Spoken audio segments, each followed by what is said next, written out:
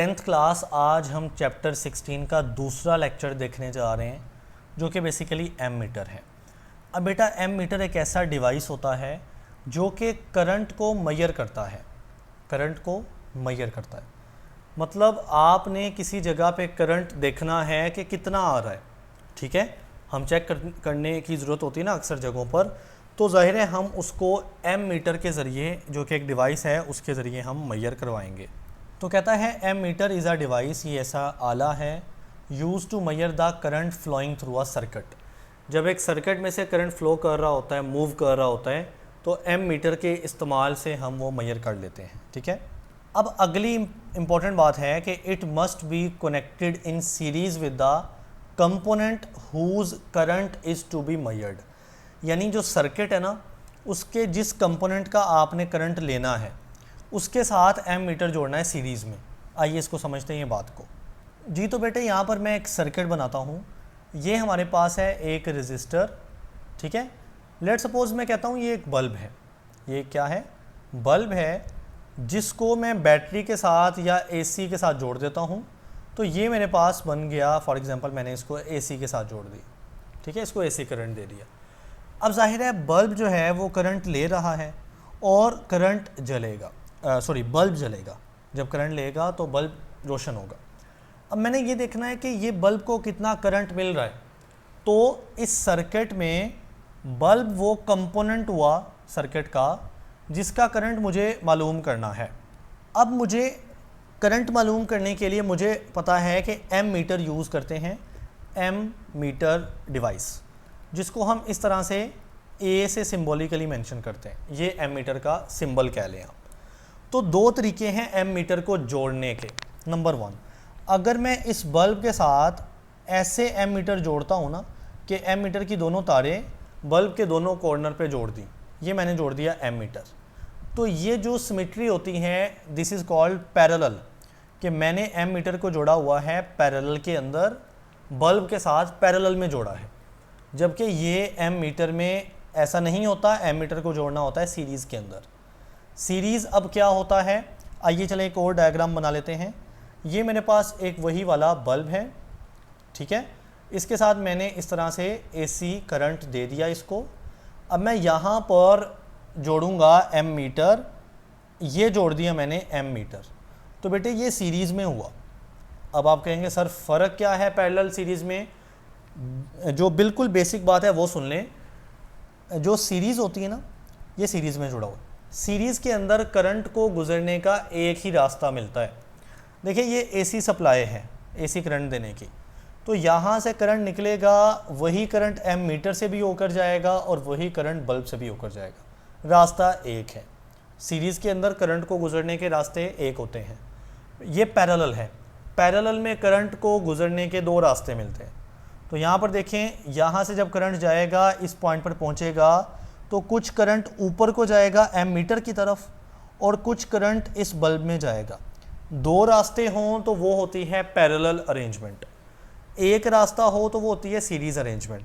अब बहुत ही basic concept है, आप जहन में सोचो कि हमने बोला एम मीटर को जोड़ना है सीरीज़ के अंदर। वजह क्या है? वजह ये है कि जो करंट बल्ब में से गुजरेगा वही एम मीटर में से गुजरना चाहिए, तो हम अंदाज़ा कर सकते हैं ना कि बल्ब कितना करंट इस्तेमाल कर रहा है या बल्ब को कितना करंट मिल रहा है। तो फिर सीरीज़ ही बेस्ट रहता, ठीक है।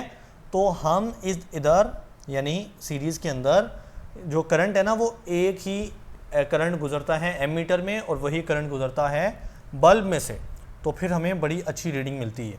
तो बेटे अगर तो एम मीटर के ऊपर शॉर्ट आता है तो यहाँ से लेकर यहाँ तक लिखेंगे और सवाल एंड हो गया। लेकिन आगे मूव करते हैं। कहता है there are 2 main types of ammeter. Ammeter की 2 टाइप्स हैं, जो कि एक यहाँ पर है और एक यहाँ पर। बच्चे ये जो टाइप है जिसके ऊपर मैंने अभी टिक किया और फिर किया, ये है एनालॉग एम मीटर, जिसके अंदर गौर से देखिएगा या वीडियो जूम कर लें या बुक पे देख लें। आपको यहाँ पर एक नीडल नज़र आ रही है, एक सुई नज़र आ रही है और यहाँ पर एक स्केल है। जब सुई मूव करेगी, जिस पॉइंट पे आके रुकेगी, वो रीडिंग होगी, वो करंट की रीडिंग होगी, क्योंकि एम मीटर करंट मेजर करता है ना। तो इस तरह का जो एम मीटर होता है ये एनालॉग होता है, आज भी चलता है और पहले तो चलता ही यही था। फिर आज के दौर में ना एक नया एम मीटर आ गया है, ये वाला, जिसका नाम है डिजिटल एम मीटर, जिसके अंदर कोई इस तरह की सुई नहीं है, बल्कि डिजिट्स के अंदर यानी डिजिटली आपको करंट की वैल्यू बताई जाती है, करंट की रीडिंग बताई जाती है। This is basically the digital ammeter. तो वही बात के जो दो टाइप्स हैं उनमें पहली है एनालॉग एम मीटर और दूसरी है digital ammeter. Both types are available in different current ranges to measure both small and large current. यानी दोनों टाइप में, दोनों एनालॉग और डिजिटल एम मीटर में आपको डिफरेंट एम मीटर देखने को मिलेंगे, जो कि किस बेस पे डिफरेंट होंगे बेटे, उनकी करंट रेंज की बेस पे वो डिफरेंट होंगे। ठीक है, देखें ना, आप अपना पर्पस देखें, अपना मकसद देखें कि आपने कितना करंट मेजर करना है, तो आप वो वाली रेंज का एम मीटर लें, क्योंकि आप उसके साथ ज़्यादा कंफर्टेबल होंगे। नेक्स्ट कहता है इन द फिगर 16.3, यानी ये वाली फिगर में we can see the digital ammeter left.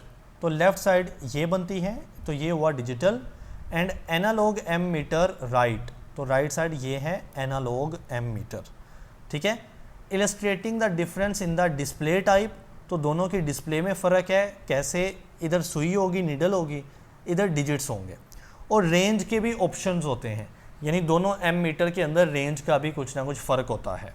अगली बात बिल्कुल सेम है कि both types are connected in series. तो अभी बता के हटाऊँ सीरीज़ के बारे में, ठीक ठाक मैंने बात की कि दोनों एम मीटर सीरीज़ में जुड़ेंगे विद द लोड के साथ टू मेजर करंट। लोड यानी जैसा कि यहाँ पर बल्ब एक लोड है, लोड ऐसी चीज़ होती है जो करंट इस्तेमाल करती है, तो बल्ब करंट इस्तेमाल ही करेगा ना, तो वो लोड हुआ। तो आपने लोड के साथ सीरीज़ में जोड़ देना है एम मीटर को, ताकि आप मेजर कर पाओ करंट को। बट द डिस्प्ले मेथड, वही बात, डिस्प्ले मेथड डिफरेंट है, एंड और ईज़ ऑफ रीडिंग, यानी पढ़ने में जो आसानी है वो भी डिफरेंट होती है। ज़ाहिर है ये जो डिजिटल वैल्यू है इसमें ईज़ ऑफ रीडिंग, ईज़ कहते हैं आसानी को, रीडिंग में थोड़ी ज़्यादा आसानी हो जाती है, और जो नीडल वाली हैं उसमें थोड़े मिस्टेक के भी चांसेस होते हैं, अगर हमने गलत रीडिंग पढ़ी तो भी कुछ चांसेस होते हैं, तो इसलिए इनमें थोड़ा बहुत फ़र्क है जी। तो बेटा अब हमारे पास है टाइप्स ऑफ एम मीटर। देखिए अभी भी टाइप्स ही पढ़ के आए हैं, और वही दो टाइप हैं, एनालॉग एम मीटर और डिजिटल एम मीटर, और आना इनमें फ़र्क है शॉर्ट के तौर पर। अच्छा बच्चे, लॉन्ग भी आ सकता है, दोनों को मिला के, और एम मीटर के ऊपर लॉन्ग आ सकता है। तो पहला है एनालॉग एम मीटर। कहता है analog ammeter use a needle, मैंने बताया इसमें एक सुई होती है, स्केल लगा होता है टू इंडिकेट द करंट, जो कि सुई मूव करती है तो स्केल के ऊपर आपको करंट की एक रीडिंग मिलती है, एक वैल्यू मिलती है। जो current flowing through the circuit generate magnetic field that moves the needle on the scale. बात को समझते हैं। आप देखें, मैं पहले ना इसको सारा रेज करता हूँ जी। तो बेटा मैंने इस एनालॉग को समझना है। देखिए एनालॉग को हमने किसी सर्किट में जोड़ा होगा ना, यहाँ पर एक साइड से करंट आ रहा होगा, ये जो रेड साइड है, तो यहाँ पर एक साइड से करंट आ रहा होगा और एक साइड से करंट जा रहा होगा। अब जब करंट इसमें से आएगा तो बेटा जब करंट जिस रास्ते से गुजरता है ना, उसके गिर्द पैदा हो जाती है मैग्नेटिक फील्ड। ठीक है, दोबारा सुनिएगा मेरी बात को। जिस रास्ते से करंट गुजरता है ये एक नेचुरल चीज़ है कि उसके गिर्द क्या पैदा होगी, मैग्नेटिक फील्ड। तो इसी तरह जब एम मीटर के अंदर से करंट गुजरेगा तो जाहिर है एक मैग्नेटिक फील्ड पैदा हो जाएगी, और मैग्नेटिक फील्ड वो चीज़ है जो कि इस नीडल या इस सुई को रोटेट करवाती है।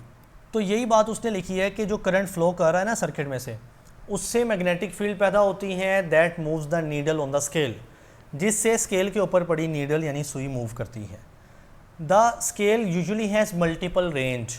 ये जो स्केल होता है ना इसके ऊपर, ये एक ही रेंज का नहीं होता, बल्कि एम मीटर के हिसाब से मल्टीपल रेंजेस का हमें स्केल नज़र आता है। And the correct range must be selected depending upon the expected current. यानी आपको आइडिया तो होता ही है कि आप कितने करंट के साथ डील करते हो या डील करना है आपने, यानी आपका जो एक्सपेक्टेड करंट है उसके मुताबिक आप अपने एम मीटर की रेंज चूज़ करो। ठीक है, मिसाल के तौर पर आगे मिसाल दी गई है कि 0 to 10 मिली एम्पेयर, इस रेंज में भी आपको एम मीटर मिलेगा, 0 to 100 मिली एम्पेयर की रेंज में भी मिलेगा। तो मिसाल के तौर पर आपने ले लिया 0 to 10 मिली एम्पेयर का एम मीटर, या इसकी रेंज इतनी है, और आपको मेजर करना पड़ गया for example 20 milliampere current, तो वो तो मेजर हो ही नहीं पाएगा, उल्टा एम मीटर को खुद को नुकसान हो सकता है जब उसमें से रेंज से ज़्यादा करंट गुजरेगा।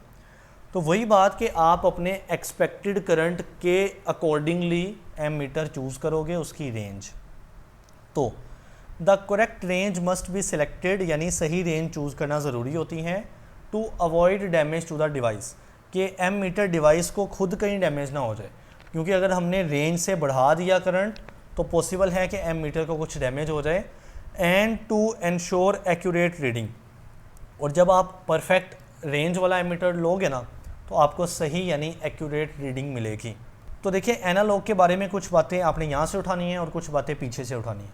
दोनों अगर सेम हुई तो वो एक ही बार लिख दो, और जो डिफरेंट है उनको मिला के आपने नोट्स बना लेने हैं, ठीक है। उसके बाद हमारे पास है यूज़, यानी एनालॉग लोग किन किन जगहों पर इस्तेमाल करने के लिए ख़रीदें, ठीक है। Number 1, visual indication of current flow in the basic experiment, यानी जो स्कूल लेबॉर्ट्रीज़ होती हैं उनके अंदर जो बेसिक एक्सपेरिमेंट होते हैं ना बेसिक लेवल के, तो उनमें हमने अगर बच्चों को दिखाना हो, करंट इंडिकेशन करनी हो, उसका विजुअल एक तरीका, देखें करंट नज़र तो नहीं आता तो उसको विजुअली दिखाना है कि देखें करंट गुजर रहा है, तो हम यहाँ पर एनालॉग एमीटर जोड़ेंगे, करंट गुजरेगा तो सही मूव करेगी, तो हम बच्चों को कहेंगे देखें करंट वाकई गुजर रहा है, ठीक है। विजुअल इंडिकेशन करवा रहे हैं।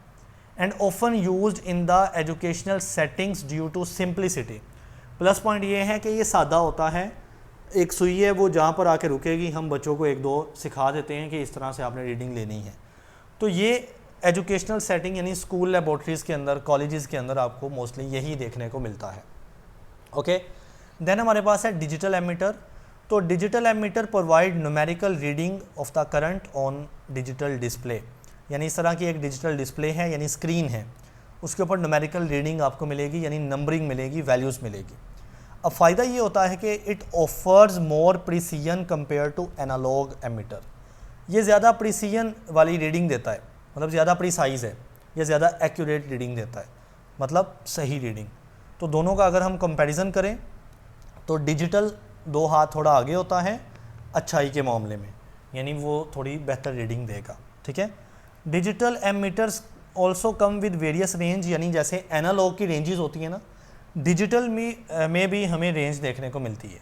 और इसमें एक मज़ीद एडवांसमेंट ये है कि some automatically adjust the range depending upon the detected current, यानी कुछ डिजिटल एमीटर ऐसे भी मौजूद हैं जो डिटेक्ट करते हैं करंट को और उसके मुताबिक अपनी रेंज खुद ब खुद on the spot automatically adjust कर लेते हैं। तो इससे आप जो ना एक ही एमीटर लोगे डिजिटल वाला और वो अपनी रेंज को चेंज करता रहेगा करंट के हिसाब से, तो ये काफ़ी ज़्यादा हेल्पफुल और इजी रहता है। So they are typically more accurate and easier to read than analog meter. वही बात कि ज़्यादा एक्यूरेट होते हैं, सही रीडिंग देते हैं और हैंडल करना थोड़ा ईजी है, क्योंकि जस्ट जोड़ना है और करंट की रीडिंग आपको मिल जाएगी।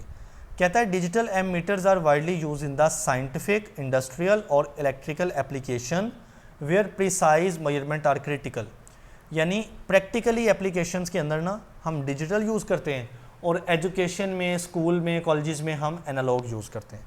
तो इंडस्ट्रीज़ के अंदर, यानी अगर कोई फैक्ट्री है उसको चेक करना है कि उसमें कितना करंट आ रहा है मशीन्स के अंदर, ऐसा हम करेंगे, या साइंटिफिक है या फिर इलेक्ट्रिकल अप्लायंसेस है या एप्लीकेशंस है। बहरहाल आगे है रेंज सिलेक्शन। तो इसमें वही बात लिखी हुई है कि जो रेंज है वो आपने अकॉर्डिंगली चेक करके लेना होता है मीटर, या उसके मुताबिक आपने चूज़ करनी होती है। यहाँ से एक बार देख लेते हैं कि जो लो रेंज एमीटर है ना, जैसा कि 0 एम्पेयर से 1 एम्पेयर की रेंज मेजर करने वाले ammeter, they are use to measure small current, क्योंकि इनकी लो रेंज है 0 एम्पेयर टू 1 एम्पेयर, तो ये आपको छोटा करंट मेजर करके दिखाएंगे। टिपिकली इन लेबॉर्ट्री एक्सपेरिमेंट, वही बात जो लैब के अंदर एक्सपेरिमेंट होंगे, स्कूल लैब, कॉलेज लैब, उनमें हमें कोई बहुत करंट इन्वॉल्व नहीं करना पड़ता, जस्ट एक डेमोन्स्ट्रेशन देनी होती है, तो हम जो है ना वो छोटी रेंज वाला एमीटर ही इस्तेमाल करेंगे। जबकि जो हाई रेंज एमीटर है, जैसा कि 0 से 10 एम्पेयर तक, इतनी बड़ी range, they are use to measure large current such as those in power system या इंडस्ट्रियल सर्किट, यानी हमारे घरों में पावर सिस्टम जो है, जो हमारे घरों में सिस्टम्स हैं या कोई इंडस्ट्रीज़ के अंदर सिस्टम है या और पावर स्टेशंस हैं, अगर इनके अंदर कोई करंट हमने चेक करना होगा तो हम ज़्यादा रेंज वाला एमीटर चूज़ करेंगे।